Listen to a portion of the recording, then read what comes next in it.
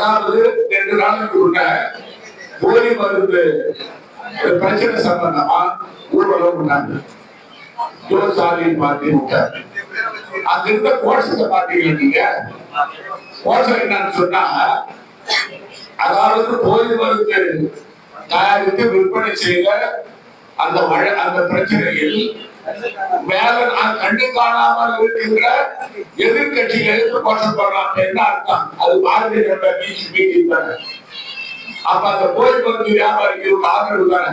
போலி மருந்து விவகாரத்தில் வந்து ஆளுங்கட்சியும் சரி எதிர்கட்சியும் சரி 2 தரப்பினருமே ஒருவர் மாற்றி குற்றம் சாட்டுறாங்க. அதில் இந்த 2 தரப்பினருமே இதில் சம்மந்தப்பட்டாங்க. அது சம்மந்தப்பட்டனால தான் இது வந்து இவ்வளோ பெரிய இஷ்யூஸ் இருக்குது. இதில் 2 பேர்த்தையும் என்ஆர் காங்கிரஸையும் விசாரிக்கணும், காங்கிரஸையும் விசாரிக்கணும். இதில் இவர் எம்எல்எம் சொல்வாயா பிஜேபி சம்மந்தப்பட்டிருந்தாங்கன்னா அவங்களையும் கூப்பிட்டு இதை விசாரிக்கணும். இதை வந்து ஒரு அலட்சியமாக விடக்கூடாது. ஏன்னா மக்களோட மருந்தில் விளையாண்டுருக்காங்க. இதே மாதிரி தான் கர்ப்பிணி பெண்கள் மருந்துலையும் இதே மாதிரி தான் மருத்துவத்திலையும் விளையாண்டுருக்காங்க. இந்த மாதிரி இவங்க பாட்டு விளையாடுவாங்க, ஊழல் செய்வாங்க, காசு அடித்து சம்பாதிச்சு வெளில போயிடுவாங்க. இது 500 கோடி 1000 கோடிக்கு மேலே ஊழல் போகுது.